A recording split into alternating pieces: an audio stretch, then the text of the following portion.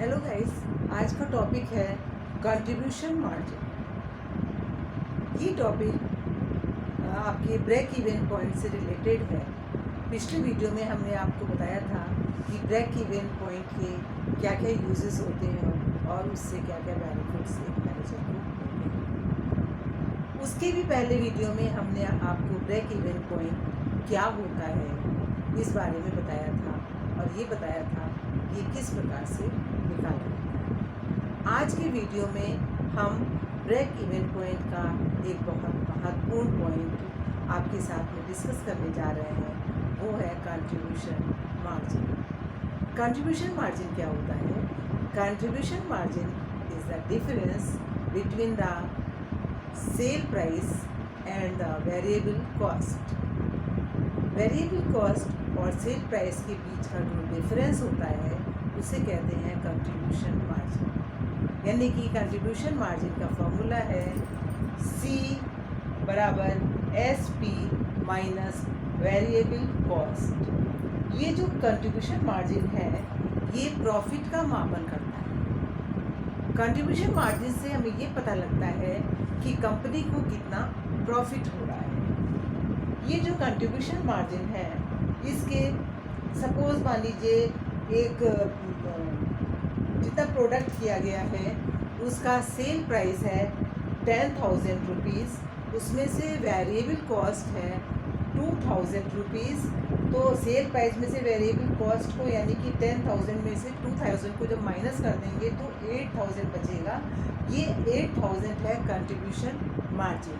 इस contribution margin के यानी कि इस अमाउंट के जो अमाउंट सेल प्राइस में से वेरिएबल कॉस्ट को माइनस करने पर आता है उस अमाउंट के दो यूजेस होते हैं।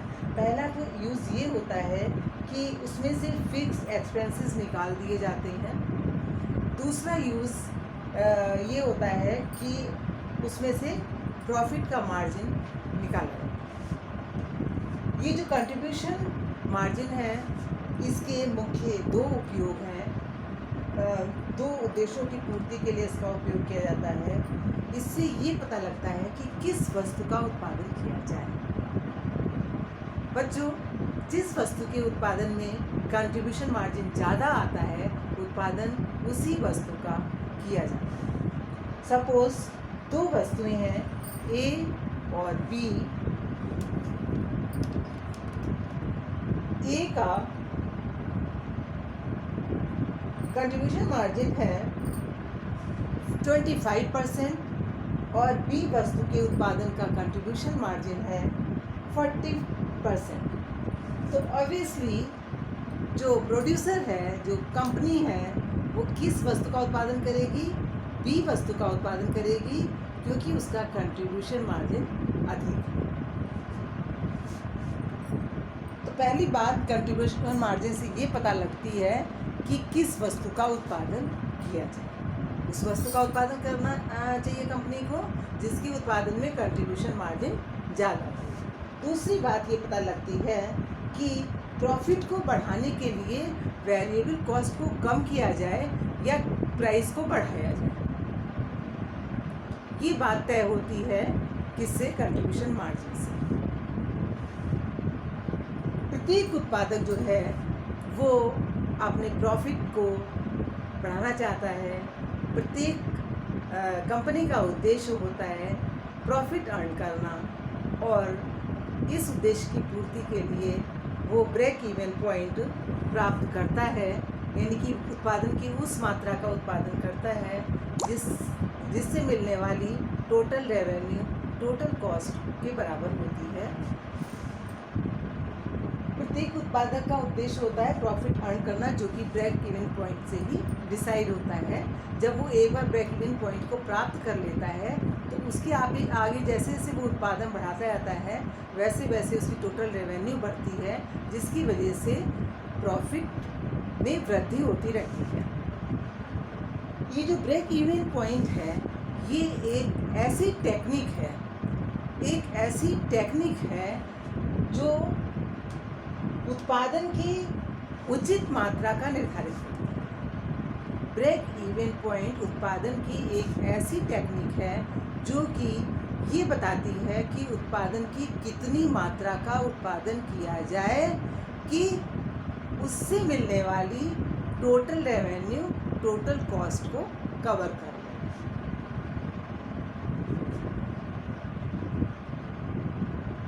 अगर अमाउंट के रूप में कंट्रीब्यूशन मार्जिन पता करना है तो उसका फॉर्मूला होगा ब्रेक इवन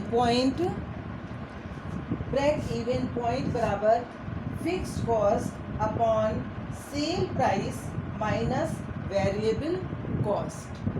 अगर परसेंटेज के रूप में कंट्रीब्यूशन मार्जिन पता करना है तो उसका फॉर्मूला होगा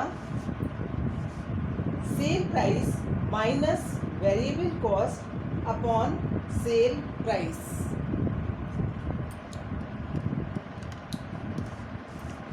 तो इस प्रकार से बच्चों आपने देखा कि कंट्रीब्यूशन मार्जिन क्या होता है। सेल प्राइस में से वेरिएबल कॉस्ट को अगर माइनस कर दें तो कंट्रीब्यूशन मार्जिन पता लग जाता है। इस कंट्रीब्यूशन मार्जिन में से फिक्स्ड एक्सपेंसेस खर्च किए जाते हैं और प्रॉफिट मार्जिन उसमें से अर्न किया जाता है। इसके अलावा इससे कंट्रीब्यूशन मार्जिन से दो बातें पता लगती हैं। पहली बात, किस वस्तु का उत्पादन किया जाए। उत्पादन उस वस्तु का किया जाता है जिसमें कि प्रॉफिट ये जो है कंट्रीब्यूशन मार्जिन है वो अधिक होता है। इसके अलावा कंट्रीब्यूशन मार्जिन ये भी बताता है कि प्रॉफिट बढ़ाने के लिए वेरिएबल कॉस्ट को बढ़ाया जाए तो कितना बढ़ाया जाए और सेल प्राइस को कम किया जाए, सेल प्राइस को बढ़ाया जाए तो कितना बढ़ाया जाए, वेरिएबल कॉस्ट को कम किया जाए तो कितना कम किया जाए। प्रत्येक उत्पादक का उद्देश्य होता है अपने प्रॉफिट को बढ़ाना, प्रॉफिट प्राप्त करना उसका प्रारंभिक उद्देश्य होता है और अल्टीमेट उसका एम होता है मैक्सिमम प्रॉफिट प्राप्त करना। इसके लिए प्रॉफिट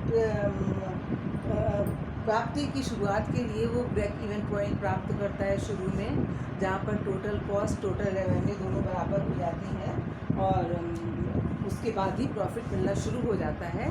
क्योंकि एक बार ब्रेक इवन पॉइंट प्राप्त कर लेने के बाद में क्या होता है कि उत्पादन बढ़ाने के साथ साथ टोटल रेवेन्यू बढ़ती जाती है, जिससे कि TR अधिक होती है TC की तुलना में और प्रॉफिट निरंतर बढ़ता रहता है। इस प्रकार ब्रेक इवन पॉइंट एक ऐसी टेक्निक है जो कि उत्पादन की उचित मात्रा को निर्धारित करने में मदद करती है। अगर ब्रेक इवन पॉइंट को एक अमाउंट के रूप में देखना है तो उसका फॉर्मूला ये अभी हमने आपको बताया, आपके सामने लिखा हुआ है। ब्रेक इवन पॉइंट बराबर FC/SP माइनस वेरिएबल कॉस्ट। और अगर परसेंटेज के रूप में निकालना है तो ये लिखा जाएगा ब्रेक इवन पॉइंट बराबर sale price minus variable cost upon sale price. Thank you.